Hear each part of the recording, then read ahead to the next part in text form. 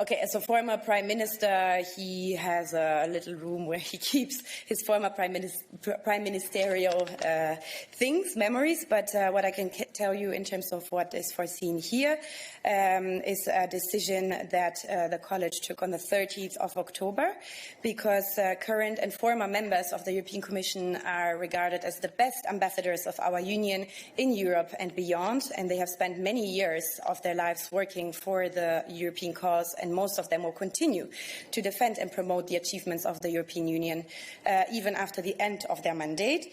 And this is even more true, as you would certainly appreciate, for the President of the European Commission, who has been the face of the institution for at least 5 years, and in the eyes of many will continue to be so when, for example, being invited to speak at conferences or to participate in public debates about Europe and the role of the Commission.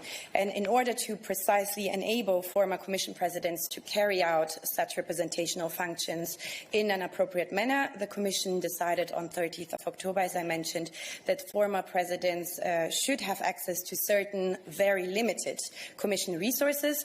These include, for example, logistical support such as an office and certain other assistance.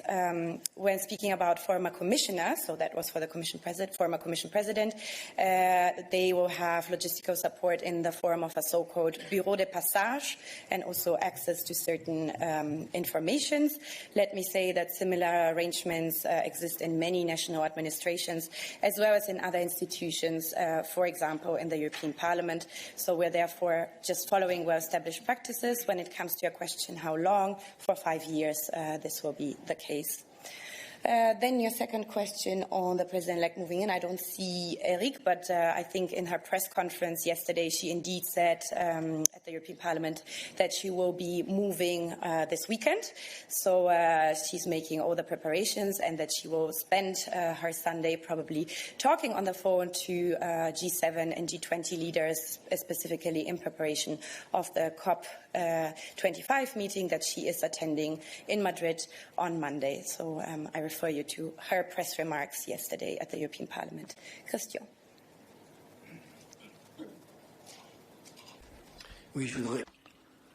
Thank you. Could I have a few details, please, of the benefits President Juncker will enjoy? What does that mean? He will still have a car with a driver for getting about? What type of information will he have access to? You said he will have access to some facilities. Will he have access to confidential information or not? Will he have rights and benefits that some heads of state have to bodyguards, and who will pick up the bill for that? Thank you for the driver. He won't have a driver, but he will have access to a driver if it's linked to taking part in a conference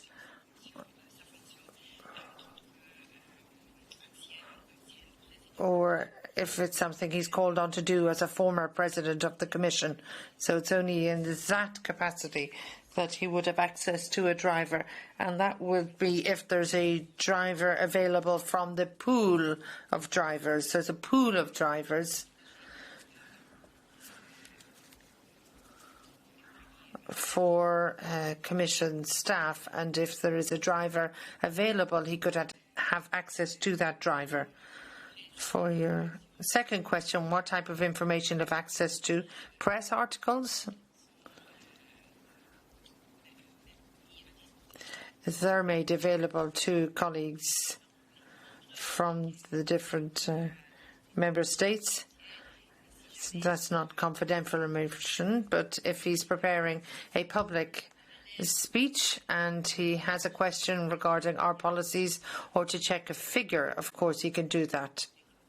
That's the type of information he would have access to, but not confidential information. He's not paid. He will be using the existing resources available.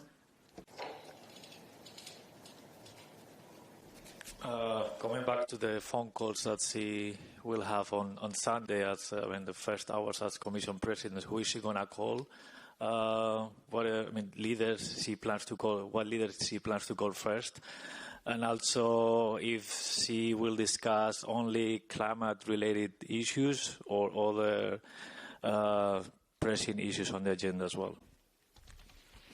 Jorge Eric is not here, so I don't have an overview of all her phone calls planned. I'm just referring to what she said yesterday herself, and I believe if she would have wanted to single out one or the other leader, she would have done that yesterday. She just said that she wants to use the whole Sunday to prepare her participation, but also to establish early contacts with other leaders in order to have a swift and smooth taking of office. So I don't believe that there's any particular phone calls that there are to be shared at this stage, but I'm sure Eric can update you after the weekend. Yes, please, Mary.